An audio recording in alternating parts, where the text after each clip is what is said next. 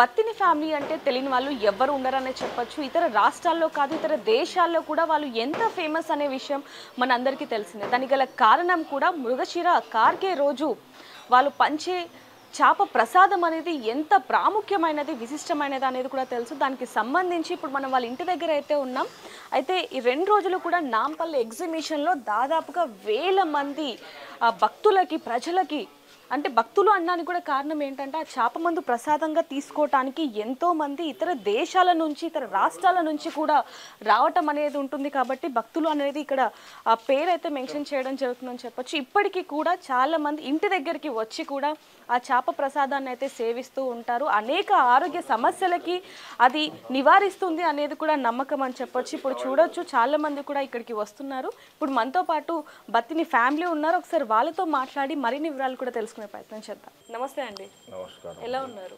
అంతా బాగానమ్మా, భగవంతుడు. అందరు మిమ్మల్ని శంకర్ అన్న పిలుస్తూ ఉంటారు. గౌరీ శంకర్ అన్న, గౌడ్ అసలు మీరు. అయితే ఈ చేప మందు ప్రసాదం అనేది ఎన్నో సంవత్సరాల నుంచి అనేది పంపిణీ చేస్తూ ఉన్నారు. అసలు ఎలా అది మీకు అనిపించింది, ఎలా చేయాలనిపించింది అసలు? ఇది చేప ప్రసాదము 1845లో మా తాత ముత్తాత బత్తిని వీరన్న గౌడు వారికి ప్రసాద మూలం అనేది తెలియజేయడం జరిగిందన్నమాట. 1845 అక్కడ ఇక్కడ ఫస్ట్ మా తాత ముత్తాతలది కళ్ళు వ్యాపారం. ఆ కళ్ళు వ్యాపారంలో ఆయన చేసేది ఎంతనైతే రోజుకు ఎంతనైతే సంపాదిస్తుండేనో అనాల పైసలు, అప్పుడైతే అనాలు నాణాలు అవే ఉండుండగా అనాల పైసలు సంపాదిస్తుంటే అందులో ఎంత ఆముదాని అయితే వస్తుందో తనకి రోజువారీ, అది అందులోంచి సగం పేద ప్రజలకే ఇచ్చేసేస్తున్నాయి అన్నమాట. అప్పుడు దక్షిణ భారతంకి ఒక ఋషి వచ్చినాడనమాట ఆ టైంలో. ఆ సంవత్సరంలో ఋషి వచ్చినప్పుడు తను ఈయన చేసే పుణ్య కార్యక్రమాలను చూసి చాలా రోజుల నుంచి చూస్తూ వచ్చాడనమాట. అయితే ఇతనికి ఈ ఏదైతే ఫార్ములా అనేది ఫార్ములా ఈయనకు చెప్తే జనాలకు ఉపయోగపడుతుంది, మనుషులకు భూమిపై ఉన్నప్పుడు ఆఖరి భోజనం ఎప్పటి వరకు అయితే, నువ్వులు ఎప్పటి వరకు అయితే ఉంటాయో అని చెప్పి అని అంటారు కదా.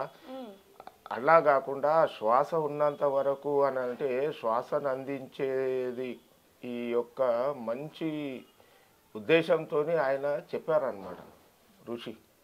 ఈయనకు ఇది ఫార్ములా ఇస్తే మిస్యూజ్ అనేది కాదు, దీనికి మూలం ఏందనంటే ఇక్కడ కూడా డబ్బులు అనేది ఉండకూడదు, తీసుకోకూడదు. ఈయన సరైన మనిషి అని చెప్పి మళ్ళీ ఆయనకు ఎందుకు అనిపించిందో ఏమో కానీ మళ్ళీ ఇక్కడికి వచ్చి, ఇది మా పాత ఇల్లు దుద్బోలీల ఇల్లు, ఇక్కడికి వచ్చి ఈ బావిని ఆయన బ్లెస్ చేసిండు అనమాట. ఓకే, అంటే ఆ ఋషి ఇక్కడికి వచ్చి ఆ బావిని చూసి ఆశీర్వదించడం జరిగింది. ఇక్కడనే ఆశీర్వదించి ఇదే నీళ్ళతోని మీరు తయారు చేసుకోవాలి. ఇప్పుడు మా ఈ ఉన్న ఇల్లు 90 సంవత్సరాల పైచిలుకు ఇప్పుడు ఉన్న ఇల్లు, 90 సంవత్సరాల పైచిలుకు ఉన్న ఇల్లు. అంతకుముందు 3 అంతరాల భవంతి ఇది. అయితే అది ఈ వర్షాకాలంలో అనేది కూలిపోవడం జరిగింది. దాని తర్వాత ఏమైంది అనంటే ఈ దేవుని ఇల్లు మాది ఉన్నది కదా, అదే దేవుని ఇల్లు మటుకు అది అట్లనే సేఫ్ ఉండిపోయింది అనమాట. ఎవరైతే బ్లెస్ చేస్తున్నారో ఇది అదే దేవుని ఇల్లు, మిగతా మొత్తం ప్రాంతం మొత్తం ఇదంతా ఇది జరిగింది. అయితే 1845 నుంచి కూడా ఇక్కడ చేప ప్రసాదం అనేది పంపిణీ జరుగుతూ వచ్చింది.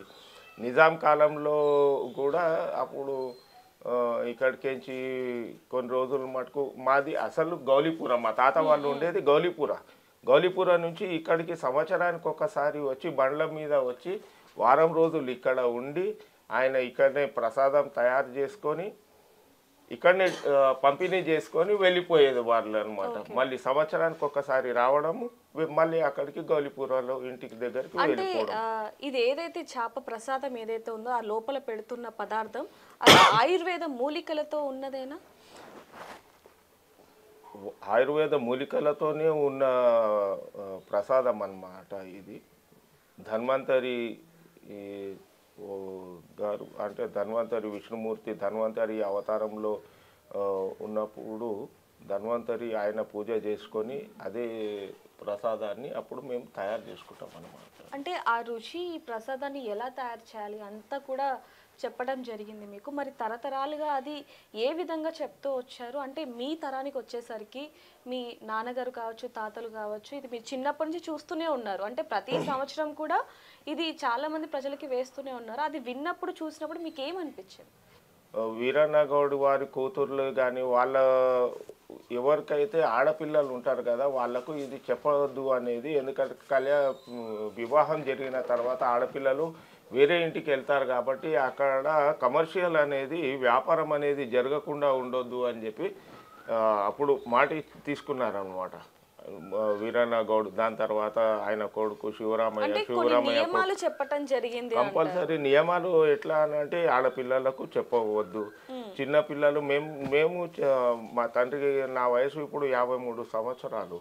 మా పెద్దన్న వాళ్ళు ఉన్నారు, మా పెద్దనాయన వాళ్ళు ఉన్నారు, మా పెద్దనాయన పిల్లలు ఉన్నారు, మా శివరామయ్య మా పెద్దనాయన, మా విశ్వనాథం బాబాయ్ ఉన్నారు. ఇప్పుడు వాళ్ళు ఉన్నారు, వాళ్ళు 5 బ్రదర్సు. అందులో నుంచి విశ్వనాథం ఇప్పుడు ఇంటికి పెద్ద ఆయన విశ్వనాథం గౌడ్, హరినాథ్ గౌడ్ గారు పిల్లలు, ఉమామేశ్వర్ గారు పిల్లలు, వీళ్ళందరూ ఉన్నారనమాట. అయితే నియమం ఏంటంటే ఎవరైతే వివాహం జరిగినంత వరకు కూడా మేము లోపలికి అలౌ చేయమన్నమాట.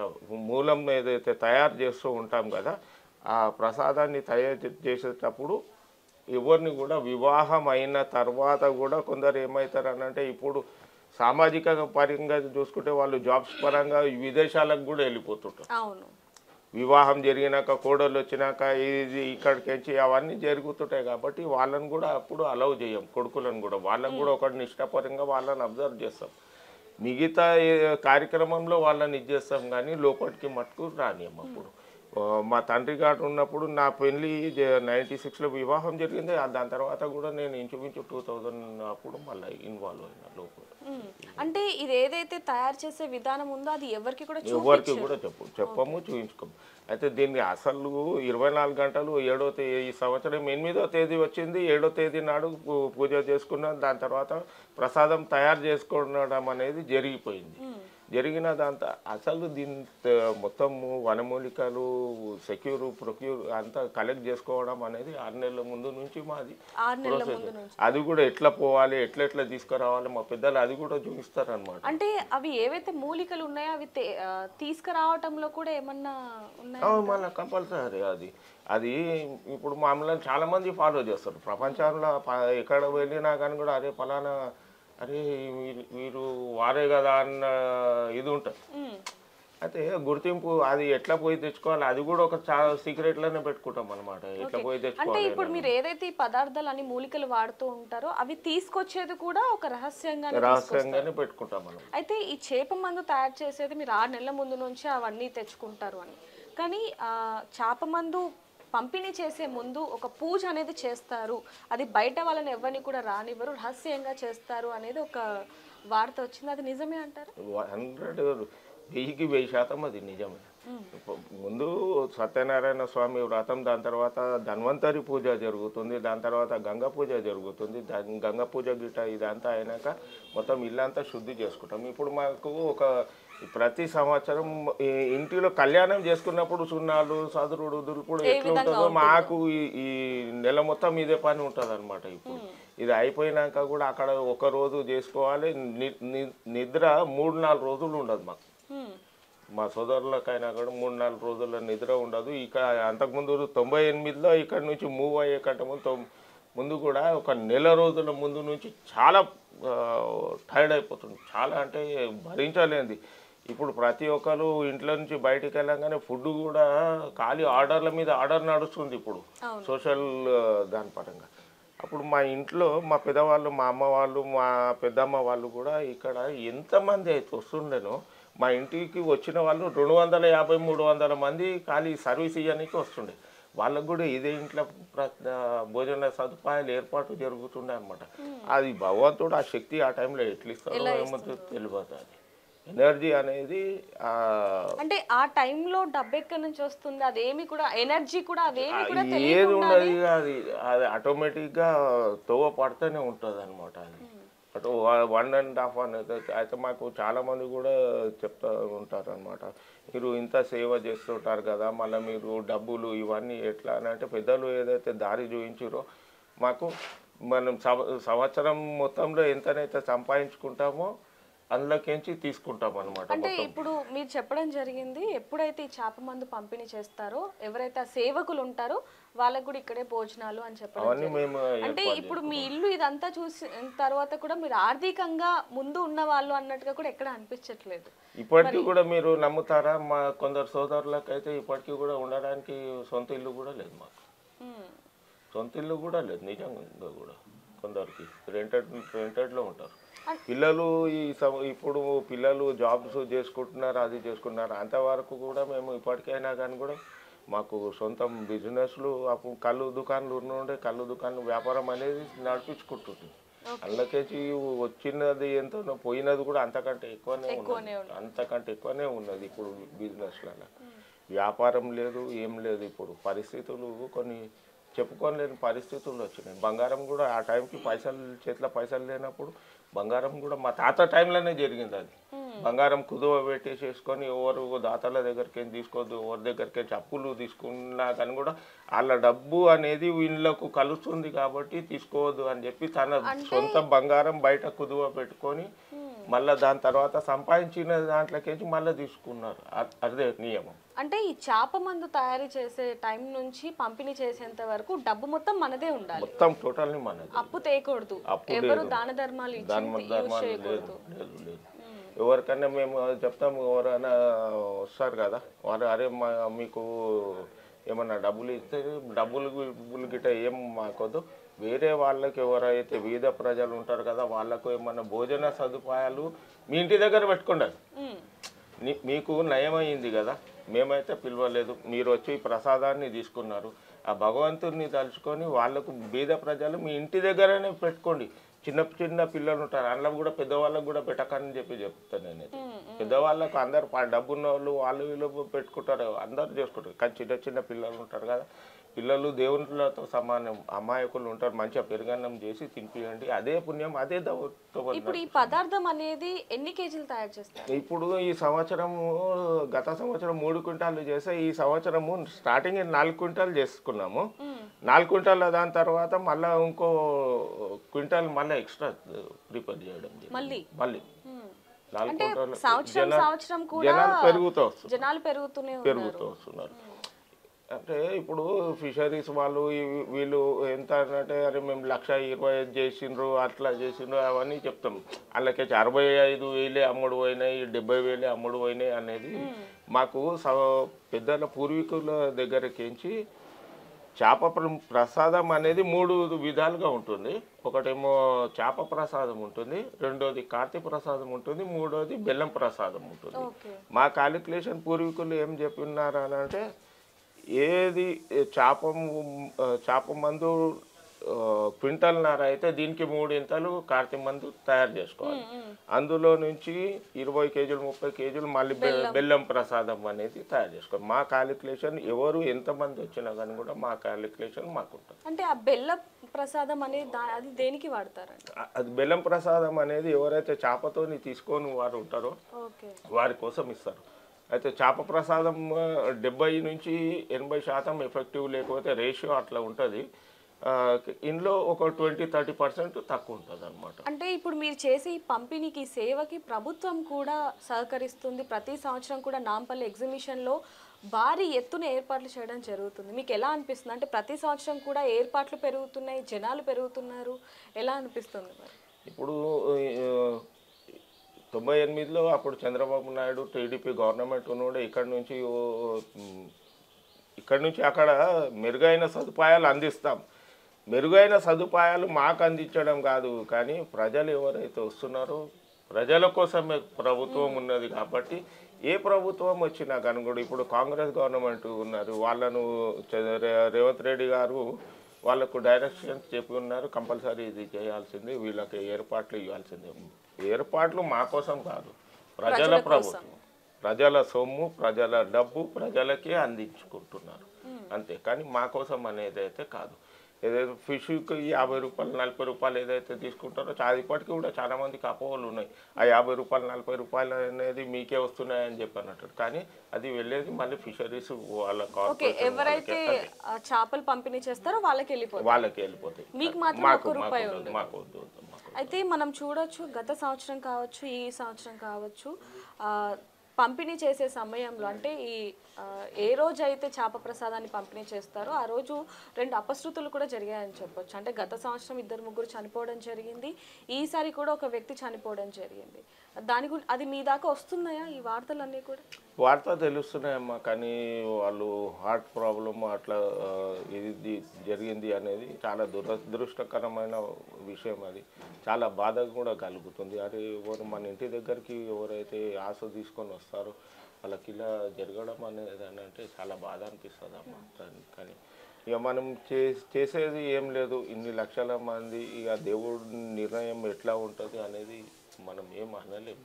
అంటే ఈ చేప ప్రసాదం అనేది అసలు ఎవరు తీసుకోవాలి, ఏ వయసు వాళ్ళు తీసుకోవాలి, ఎలాంటి ఆరోగ్య సమస్యలు ఉన్న వాళ్ళు తీసుకోవాలి అనేది చాలా మందికి తెలియదు. నిజంగానే దాంట్లో ఏమన్నా ఉన్నాయంటారా?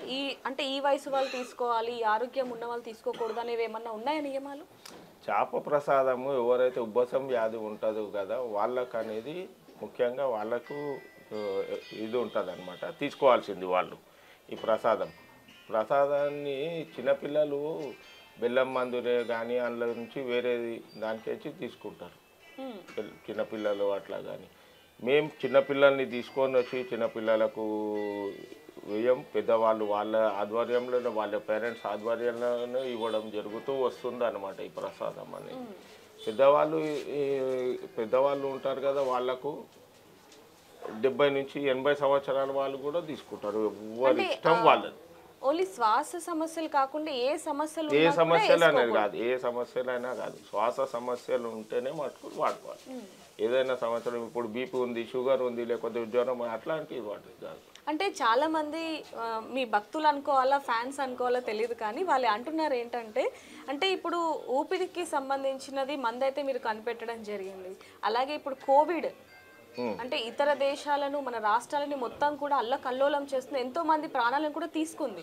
మరి దానికి కూడా ఒక మందు తయారు చేస్తే బాగుంటుంది అంటూ కూడా చాలా మంది అంటారు. వాళ్ళకి మీరు ఏం చెప్తారు? కోవిడ్కో దాని విషయంలో మనకి ఇప్పుడు మనకు ఎంతనైతే ఆజ్ఞ ఉన్నదో అంతవరకు చేసుకుంటేనే మంచిది అన్న. అంతకంటే మించిన మనం అలాంటి ఆలోచనలు అయితే మేము ఇప్పటివరకు కూడా ఎప్పుడు కూడా ఇది చేయలేదు. చాలామంది అని అంటుంటారు కోవిడ్ తర్వాత, మేమైతే చెప్పాను కోవిడ్ తర్వాత చాలా మందికి ఎఫెక్ట్ అయినది లంగ్స్ చాలా మటుకు. ఇప్పుడు లంగ్స్కి ఎఫెక్ట్ అయిన వాళ్ళు 50% లంగ్స్ డ్యామేజ్ అయిన వాళ్ళు, ఊపిరితిత్తులు దెబ్బతిన్న వాళ్ళు కూడా ఉన్నారు కదా. వాళ్ళకు బాధ కలుగుతుంది. మాకు కూడా విన్నప్పుడు అలా చాలా బాధ అనిపిస్తుంది. అది ఇంత ఎఫెక్ట్ జరిగింది ఆయన కానీ కూడా మేము కోవిడ్ టైంలో 2 సంవత్సరాలు 3 సంవత్సరాలు ఆపడం జరిగింది అనమాట. ప్రసాదాన్ని పంపిణీ చేసుకుంటూ వస్తున్నాం, నడిపించేవాడు దేవుడు, అంతే. ఆ దేవుని పైనే భారం అనేది వేస్తున్నాం. కానీ మేము ఎక్కడ కూడా మీరు రండి మేము ఛాలెంజ్ అనేది చెయ్యం.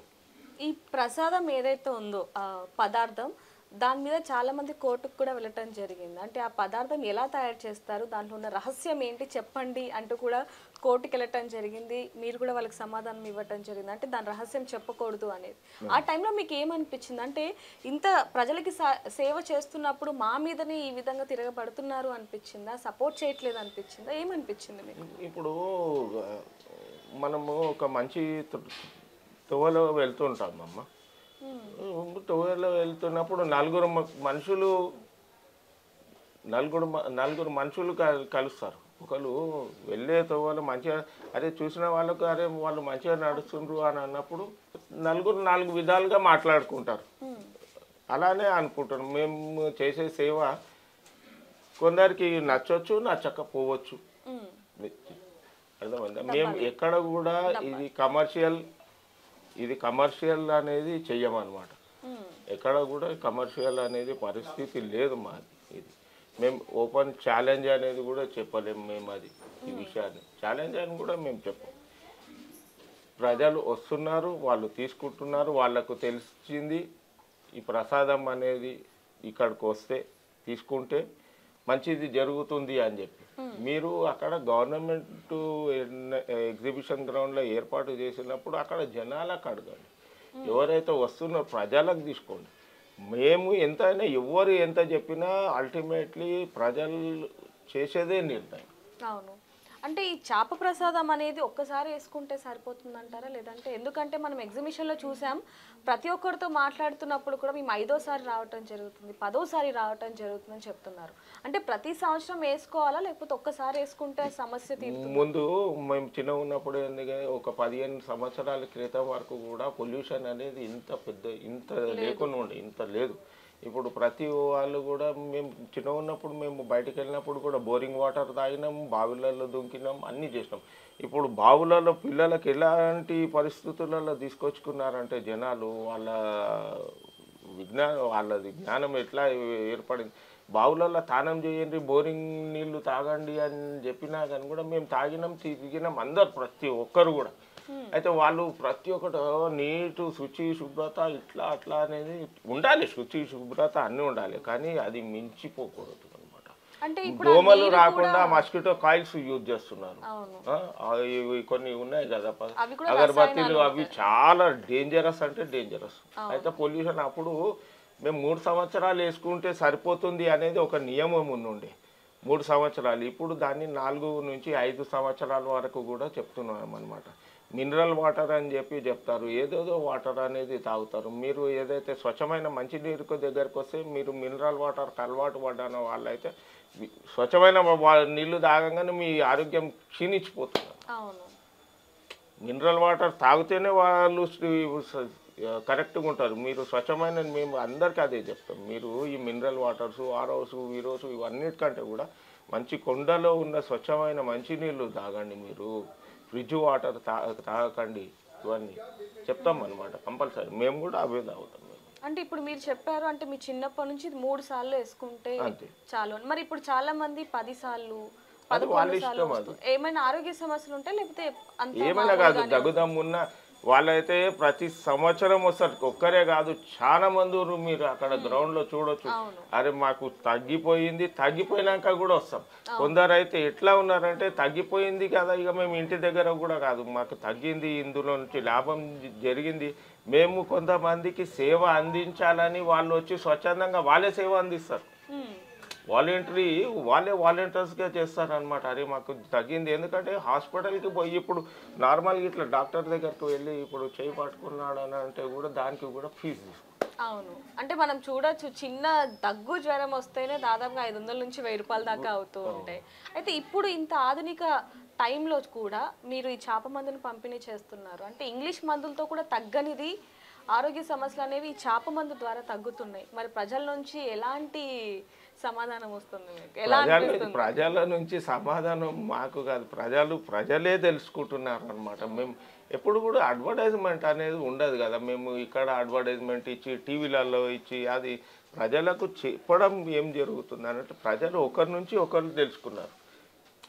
నేను ఒక హోటల్కి వెళ్ళిన పలానా హోటల్కి వెళ్ళినప్పుడు నాకు అక్కడ భోజన సదుపాయాలు మంచిగా జరిగిందని అన్నప్పుడు నేను వెళ్ళి మా ఫ్రెండ్స్కి చెప్పుకుంటే వాళ్ళు మౌత్ ఒకరి ద్వారా ఒకరికి తెలియజేయడం జరిగిందనమాట.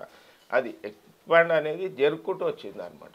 అంటే మామూలుగా కార్పొరేట్ హాస్పిటల్స్ ఏవైతే ఉంటాయో వాళ్ళందరివి కూడా ఈసారి బిజినెస్ అంటే మీరు ఎప్పుడైతే చాప మందు ప్రసాదం పంపిణీ చేస్తారో అప్పుడు డల్ అవుతుంది అంటూ కూడా వాళ్ళు అనుకుంటారు. ఎన్నోసార్లు మీకు ఇష్యూస్ కూడా వచ్చే ఉంటాయి, వాటిని ఎలా ఫేస్ చేశారు?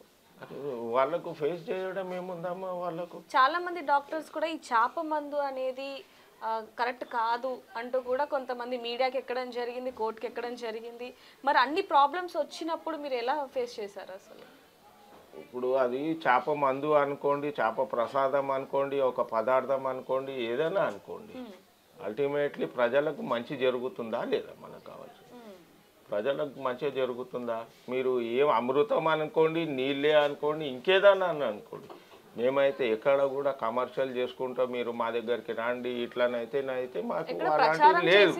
మేము ప్రచారం కూడా చేయము, మాకు అవన్నీ వద్దు కూడా. మాకు 100 మంది వచ్చినా సరే, 100లో ఒక్కరు వచ్చినా సరే, మేము ఎప్పుడు కూడా ఊహించని విధంగా ఊహించలేదు అది. నువ్వు ఇన్ని సంవత్సరాల నుంచి చేసుకుంటూ వస్తున్నాం. కోవిడ్ టైంలో ఎవరు రాకుండా ఒకరిద్దరు, అప్పుడు కూడా ప్రసాదం చేసుకున్నాం అంటే సంతోషంగా. అప్పుడు అనిపించిందా మీకు, అంటే ఇప్పుడు ఈ ప్రసాదం పంపిణీ జరుగుతుందా జరగదా, ఇప్పుడు కోవిడ్ అప్పుడు వచ్చింది అప్పుడు అప్పుడు ఆపేస్తున్నాం కదా టోటల్లీ. 2 ఫస్ట్ సంవత్సరాలు ఆపేయడం లాక్డౌన్, జరిగింది. Second lockdown. కానీ ప్రసాదం అనేది మేము తయారు చేసుకున్నాం. ఇంట్లో వాళ్ళు, నేబర్స్ ఎవరైతున్నారో వాళ్ళు. అంటే ఈ ప్రసాదాన్ని ఇంతమందికే డిస్ట్రిబ్యూట్ చేయాలనేది ఏం లేదు, మాకు ఏం ఎవరు లేదు. వస్తే వాళ్ళకి ఎవరు వస్తే ఎంతమంది వస్తే వాళ్ళకి ఇసుకుంటాం. ఇద్దరు వచ్చినా సరే, 100 మంది వచ్చినా సరే, 1,00,000 వచ్చినా సరే, వీఆర్ రెడీ టు సర్వ్. అంటే చేప ప్రసాదాన్ని ఆ రోజే వేయడానికి గల కారణం ఏంటండి? ప్రకృతి పరంగా మృగశిర నక్షత్రం అనేది ప్రవేశం జరుగుతుంది. ఎండాకాలం నుంచి వర్ష ఋతు చేంజ్ అయ్యేటప్పుడు, ఋతుపవనాలు వచ్చేటప్పుడు, ఆ నక్షత్ర ప్రవేశం జరిగినప్పుడే ఈ ప్రసాదాన్ని పంపిణీ చేయాలన్నమాట. అంటే ఆ కాంబినేషన్ మొత్తం చేప, ప్రకృతిలో వచ్చే మార్పులు ఇవన్నీ వస్తాయి. అంటే శరీరంలో వచ్చే మార్పులు, వాతావరణంలో వచ్చే మార్పులకి అనుకూలంగా ఉండాలి అనేది ఆ టైంలో వేస్తూ ఉంటారు. అయితే చివరిగా ఇది మొత్తానికి ఎంత ఖర్చు అవుతూ ఉండొచ్చు మేబీ? ఇక ఖర్చు అని అంటే ఇక అది మనం ఏం చెప్పుకోవద్దు కదా. అది అంటే ఒక అందాజుగా, అంటే ప్రతి సంవత్సరం పెరుగుతుంది కాబట్టి 3-4 లక్షల వరకు మాకు ఖర్చు వస్తుంది. అంతకుముందు ఇక్కడ గవర్నమెంట్ ఇక్కడ ఏర్పాట్లు చేయకముందు అయితే అప్పటికే ఈ 1,00,000-1,50,000 30 సంవత్సరాల కిందనే 1,00,000-1,50,000 వేచిస్తున్నాం. మేము వేచించుకుంటుంటాం మొత్తం ఇక్కడ ఉన్నప్పుడు. అక్కడ గవర్నమెంట్ అక్కడ చేసుకున్నాక ప్రజల కోసం చేసే ఏర్పాట్లు మంచిగా ఉన్నాయి. అన్న సదుపాయాలు ఎవరైతే ఏర్పాట్లు చేస్తున్నారో వాళ్ళు కూడా ఫ్రీగా డిస్ట్రిబ్యూట్ చేసుకుంటూ. నిజంగా మీరు అన్నది, అంటే మేము ముందు రోజు వెళ్ళి అక్కడ ఏర్పాట్లు చూస్తున్నట్టయితే ముందు రోజు నుంచి అక్కడ చాలా మంది నిద్రిస్తూ ఉంటారు, ఎక్కడెక్కడి నుంచో వస్తూ ఉంటారు, పిల్ల పాపల్ని తీసుకొని వస్తూ ఉంటారు. అక్కడే స్థానాలు, అక్కడే భోజనాలు, టిఫిన్లు, అందరికీ కూడా ఎటువంటి ఇబ్బంది కలగకుండా మన ప్రభుత్వం కూడా అన్ని ఏర్పాట్లు చేస్తుంది. చివరిగా మీరు ప్రభుత్వానికి ఏం చెప్పాలనుకుంటున్నారు? ప్రభుత్వానికి చాలా కృతజ్ఞత చెప్పుకుంటున్నాం. బిహాఫ్ ఆఫ్ పబ్లిక్కి ఏదైతే మీరు సహాయ సహకారాలు అందించున్నారో పబ్లిక్ ద్వారా మీకు ఒక ధన్యవాదాలు తెలుపుకుంటున్నాం. పబ్లిక్కి చేసే సేవ, పబ్లిక్ ధనం ఇది పబ్లిక్ చూస్తున్నాం. మా దగ్గర బీద నుంచి బీద వాళ్ళు వస్తారు, గొప్ప నుంచి గొప్ప వాళ్ళు వస్తారు, డాక్టర్లు వస్తారు, సైంటిస్టులు వస్తారు, who ever it may be. మీరు కులం, మతం, జాతి, భేదం ఏది ఉండదు అనమాట. ఈ పెద్దవాళ్ళు వస్తారు, చిన్నవాళ్ళు, చాలా బిగ్ షాట్ అంటే బిగ్ షాట్స్ కూడా వస్తారు. మా దగ్గర 1,000 కోట్లు 1,00,000 కోట్లు ఉన్న వాళ్ళు కూడా వస్తారు, గరీబ్ నుంచి వేద వాళ్ళు కూడా వస్తారు అనమాట. అందరినీ ఒకటే లైన్లో వస్తాం, అప్పుడే సర్వ్ చేస్తాం, బయటకు. ఎన్నో మందులకి తగ్గని కొన్ని ఆరోగ్య సమస్యలు ఈ చేప మందు ద్వారా అయితే తగ్గుతుంది. మరి చివరిగా ఏమన్నా చెప్పాలనుకుంటున్నారా? మరి వచ్చే సంవత్సరం ఏ విధంగా ఉండబోతుంది? వచ్చే సంవత్సరం ఇక మనం చేసే ఏర్పాట్లు అయితే మనం గవర్నమెంట్కి ఇప్పటికీ కూడా అదే మళ్ళీ అదే సహకారాలు అందించాలి అని చెప్పి కోరుకుంటున్నాం. అందరికీ కూడా మంచి జరగాలి భగవంతునితో మేమైతే అదే ప్రార్థన చేస్తామన్నమాట. దేవుడా అందరూ చల్లగా ఉండాలి, మేము చల్లగా ఉండాలి, ఇల్లు పరివారం అంతా. మా కష్టకాలం ఎప్పుడైతే వస్తుందో దేవుడా మా చెయ్యి ఎప్పుడు కూడా పైన ఉండే చెయ్యి ఎప్పుడు కూడా కిందికి రానియకుండా చూడు దేవుడా అని చెప్పి కోరుకుంటాం అన్నమాట. మేము మీరు కూడా ప్రజలతో కోరుకునేది అంతే. ఈ ప్రసాదాన్ని ఎవరైతే అందించారో దేవుడా ఆ ప్రసాదానికి ఇదే బలం ఉండాలి, ఇదే అందరికీ మేలు జరగాలని చెప్పి కోరుకోండి అని చెప్తుంటాం అన్నమాట. మేము అంటే 100 రాతలు రాసింది 100 మాటలు మాట్లాడింది ఒక లెక్క, ఒక్క రాత రాసింది ఒక లెక్క, ఒక్క మందు తీసుకునడం ఒక లెక్క, 1000 ప్రార్థనలు జరిగినది ఒక లెక్క.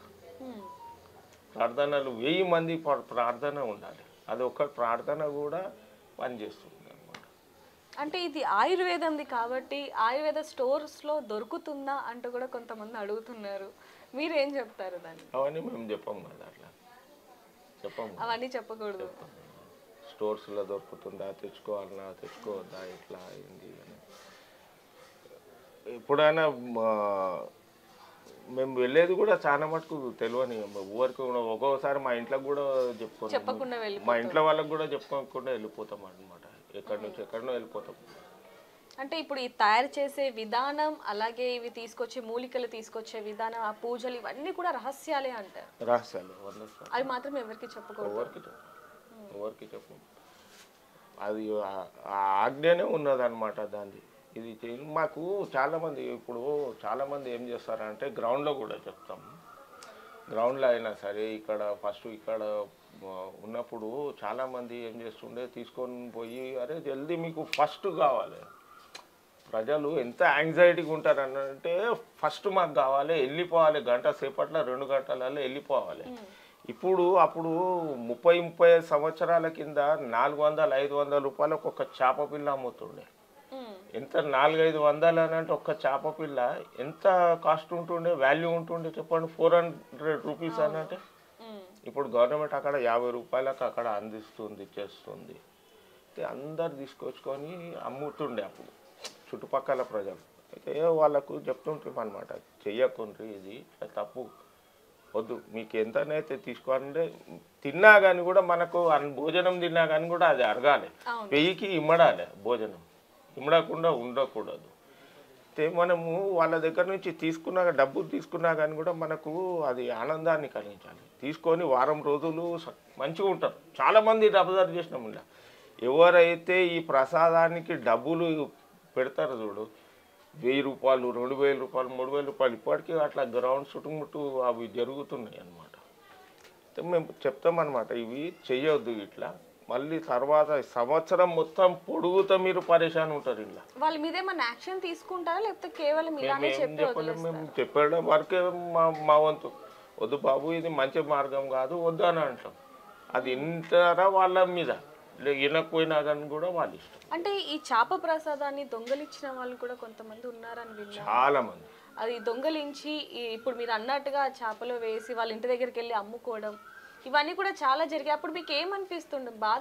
చాలా బాధ అనిపిస్తుంది అమ్మా. ఇంత కష్టం పడుతున్నాము, ఇంతమంది జనాలు వస్తారు, వాళ్ళు 3-4 రోజుల పైనుంచి వస్తారు, ఎక్కడి నుంచి వస్తారు, ఎవరు ముక్కు ముఖం తెలియని వాళ్ళు వస్తారు కదమ్మా. ఇంత బాధ జరుగుతున్నప్పుడు మొన్న ఒక పెద్ద మనిషి ఎవరో కాలం చేస్తున్నారు.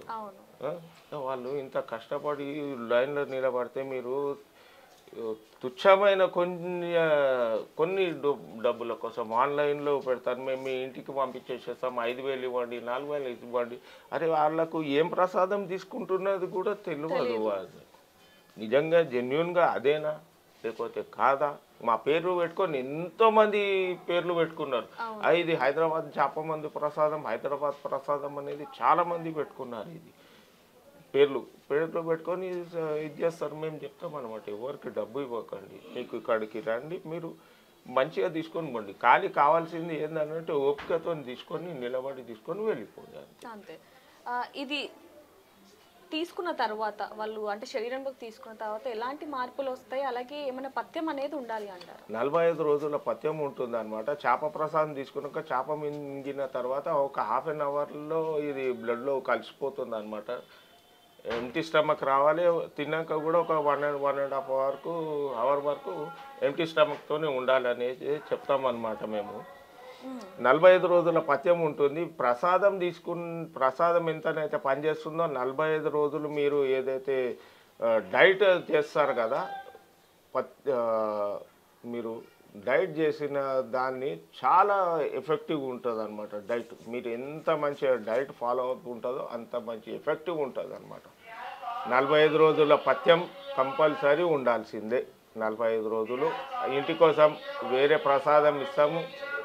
ఆ ప్రసాదాన్ని 6 మాత్రలు చేసుకొని నీడల ఆరబెట్టుకోండి. మంచిగా నీడల ఆరబెట్టుకున్న దాని తర్వాత ప్రతి 15 రోజులకు ఒకసారి కార్తీ ఉంటుంది. ఆ కార్తీ రోజు ఉదయం ఒకటి గోరువెచ్చని నీళ్ళతో ఒక ప్రసాదం వేసుకోవాలి. రాత్రి భోజనం చేసిన తర్వాత 2 గంటలకు ఇంకో మాత్ర, అట్లా 15 రోజులకు ఒక్కొక్క మాత్ర వేసుకోమంటాం. మొత్తం 6 మాత్రలు చేసుకోవాలి. 45 రోజుల డైట్ ఖతం అయిపోతుంది. నెక్స్ట్ ఇయర్ రావాలి. ఇప్పుడైతే డాక్టర్లు కూడా చెప్తున్నారు ఏమని,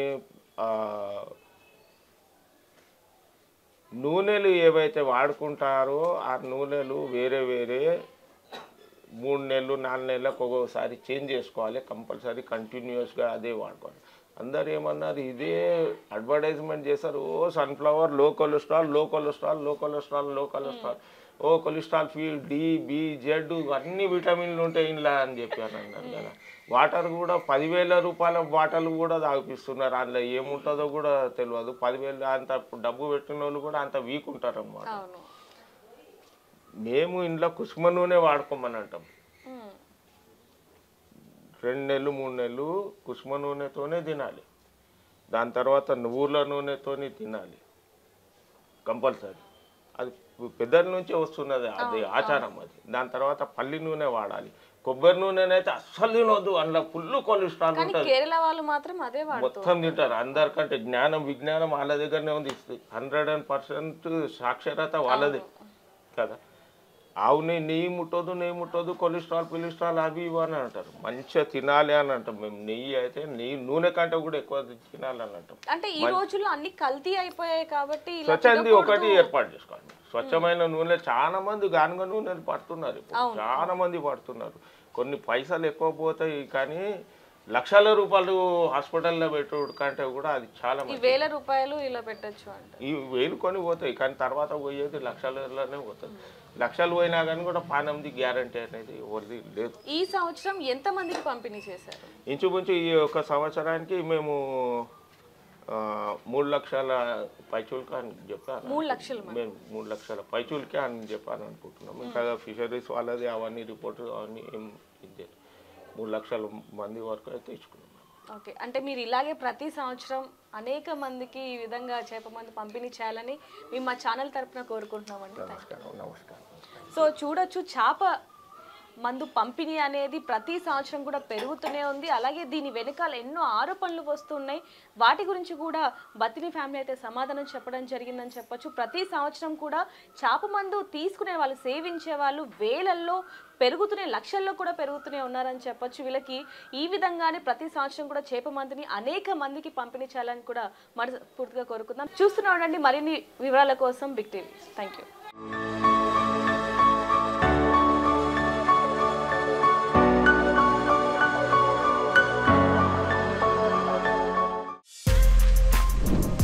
For more videos like this, subscribe Big TV channel.